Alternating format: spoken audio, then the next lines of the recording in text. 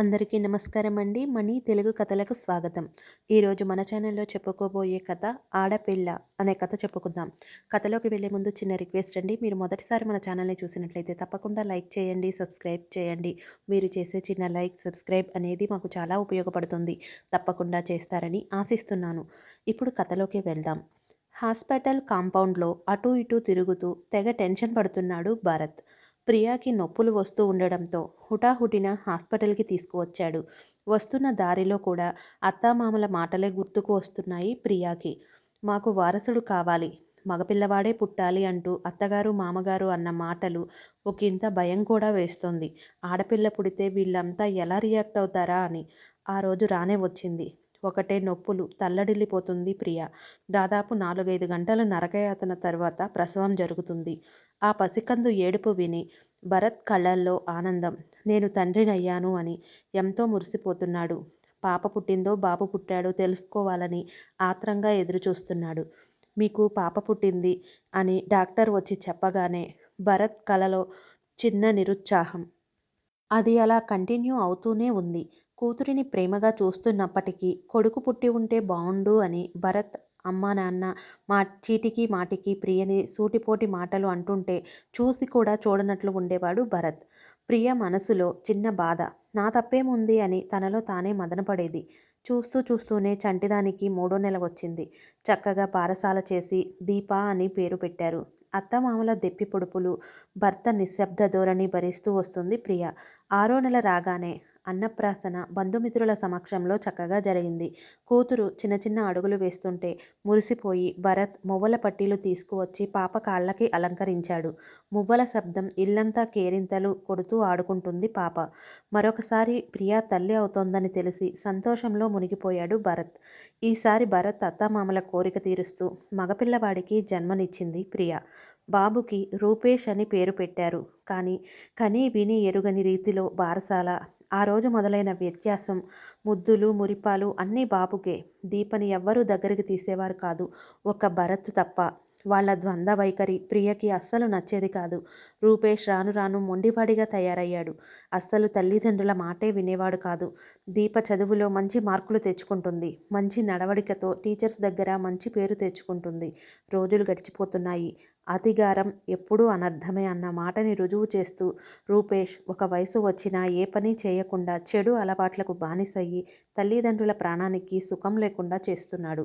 చిన్నప్పటి నుండి తిట్లు చివాట్లు తప్ప ఏమీ ఎరుగని దీప ఎవరు ఊహించని రీతిలో మంచి ఉద్యోగంలో సెటిల్ అయి మగపిల్లవాడి కంటే ఆడపిల్ల ఏమాత్రం తక్కువ కాదని తనని తాను నిరూపించుకుంది. ప్రియ ఆనందానికి హద్దే లేదు. కానీ ప్రియ భరత్ బాధని చూసి తమ్ముడిని ఎలాగైనా మార్చాలి అనుకుని నిర్ణయించుకుంది దీప. ఇంటి మెయింటెనెన్స్ అంతా తానే దగ్గరుండి చూసుకుంటుంది. రూపేష్ తాగి వచ్చి రాత్రి ఎంత గోల చేసినా తలుపులు తీయలేదు. మత్తు లేకుండా దొర్లుతున్న తమ్ముడి నెత్తి మీద బిందెడు నీళ్లు గుమ్మరించింది. ఒసేయ్ అంటూ నోటికొచ్చిన తిట్లన్నీ తిడుతున్నాడు రూపేష్. రూపేష్ చెంపలు పగలగొట్టింది దీప. నోరెత్తడానికి నీకెటువంటి రైట్సు లేవు. దమ్ముంటే ఉద్యోగం సంపాదించి మాట్లాడు. అప్పటి వరకు ఇంటికి రావద్దు. నీకు రూపాయి కూడా ఇవ్వడానికి అమ్మా నాన్న సిద్ధంగా లేరు. ఇదిగో నీ బట్టలు, ఇవి నీ సర్టిఫికేట్స్, బయటికి పో అని ఖరాఖండిగా మొహం మీదే సమాధానం చెప్పి తలుపులు వేసింది. రూపేష్లో మగపిల్లవాడిని అన్న అహంకారం సాయంత్రానికి ఉద్యోగంతో తిరిగి వస్తానే అప్పుడు చెప్తా నీ పని అని పౌరుషంగా వాగుతూ బ్యాగ్ తీసుకొని వెళ్ళాడు. అమ్మ దీప తొందరపడ్డావేమో అని ప్రియ కళ్ళల్లో నీళ్లు తిరుగుతూ ఉన్నాయి. వెళ్ళిపోతున్న కొడుకు వైపు చూస్తూ అంటుంది. అమ్మ, వాడిలో మార్పు రావాలంటే ఈ మాత్రం కఠినత్వం తప్పదు. ఫస్ట్ నుంచి గారాం చేశారు. ఏదడిగితే అది కొనిపెట్టారు. తప్పుని తప్పు అని చెప్పలేదు. దానికి ప్రతిఫలం ఇది. మార్చాలంటే ఇలాగే ఉండాలి. ఆడపిల్ల ఎప్పటికైనా అత్తవారింటికి వెళ్ళక తప్పదు. చదివి ఊర్లని ఏలాలా, విదేశాలు వెళ్ళాలా అని తన కూతురు గురించి తాను మాట్లాడిన మాటలు గుర్తుకొస్తుంటే మనసులో చిన్న బాధ. కళ్ళల్లోనే చూస్తున్న నీళ్లను తుడుచుకుంటూ కూతురి వైపు గర్వంగా చూస్తున్నాడు భరత్. ఎన్ని ఆఫీసులు తిరిగినా, ఎన్ని చోట్లకి వెళ్ళినా ఏ ఉద్యోగం రాలేదు రూపేష్కి. ఫ్రెండ్స్ ఇంట్లో ఒక 2 రోజులు ఉంటేనే నీకే తిండి దండగా, నీకు మెడలో ఒక డోలా అంటూ వాళ్ళమ్మా నాన్న తిట్టే తిట్లు వినబడుతూనే ఉన్నాయి రూపేష్కి. 2 రోజుల తర్వాత షెల్టర్ దొరకడం కూడా కష్టమైపోయింది. బ్యాగ్లో ఉన్న 500 ఆవిరైపోయాయి. తినడానికి తిండి లేదు. ఏదైనా పని చేయాలి అని గట్టిగా నిర్ణయించుకున్నాడు. ఎంత తిరిగినా ఎక్కడికెళ్ళినా ఎవ్వరూ జాబు ఇవ్వలేదు. అమ్మా నాన్న తనని ఎంత కష్టపడి పెంచారో అప్పుడు అర్థమవుతుంది రూపేష్కి. కళ్ళల్లో నీళ్లు తిరుగుతున్నాయి. రూపాయి సంపాదించడం ఇంత కష్టమా? రూపేష్ని ఒకరు గుర్తించి, నువ్వు భరత్ గారి అబ్బాయివి కదా? అవునండి, జాబ్ కోసం వచ్చాను. అయ్యో కానీ ఏ పోస్టు ఖాళీ లేదు, అన్నీ ఫిలప్ అయిపోయాయి. నీకు అభ్యంతరం లేకపోతే డ్రైవర్ పోస్ట్ ఖాళీగా ఉంది. చదువుకునే రోజుల్లో సరదాగా కార్ డ్రైవింగ్ నేర్చుకున్నాడు. అదే ఇప్పుడు ఆసరాగా మారింది. ఒకచోట డ్రైవర్గా కుదిరి నెలకి ఒక 10,000 వరకు సంపాదిస్తున్నాడు. తిరిగి ఇంటికి చేరాడు. ఒసేయ్ ఒసేయ్ అని మర్యాద కూడా ఇవ్వకుండా పిలిచే రూపేష్ మాటల్లో మార్పు కనిపిస్తోంది. అక్క, అమ్మ అని పిలుస్తున్నాడు. చిన్నగా వెళ్ళి తలుపు తీసింది ప్రియ. భరత్, దీప కూడా అంతా అబ్జర్వ్ చేస్తూనే ఉన్నారు. అందరికీ వినిపించేలాగా మాట్లాడుతున్నాడు రూపేష్. నాన్న, నేను జాబ్లో సెటిల్ అయ్యాను. కానీ పెద్ద ఉద్యోగం కాదు. త్వరలోనే మంచి ఉద్యోగంలో జాయిన్ అవుతాను. ఇన్ని రోజులు మిమ్మల్ని బాధ పెట్టాను, క్షమించండి తలదించుకొని అంటున్నాడు రూపేష్.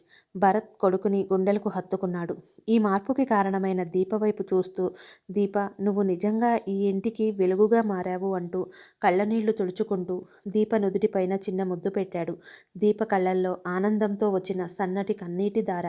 ఆడపిల్ల అంటే ఆడపిల్లని, మగపిల్లవాడు అంటే మన పిల్లవాడు అనే భావన ఈ సమాజంలో ఉన్నంత వరకు అయ్యో ఆడపిల్ల అన్న మాటకు అంతమే ఉండదు. ప్రతి ఆడపిల్ల ఈ కథలో దీపలాగా తనని తాను నిరూపించుకోవాలి. మగపిల్లవాడి కంటే ఆడపిల్లలు ఏమాత్రం తక్కువ కాదని అర్థమయ్యేలాగా చేయాలి. ఈ కథ ఇంతటితో సమాప్తం. ఈ కథ మీకు నచ్చినట్లయితే లైక్ చేయండి, షేర్ చేయండి, సబ్స్క్రైబ్ చేయండి. Thanks for watching. మళ్ళీ మరొక చక్కటి కథతో కలుద్దాం.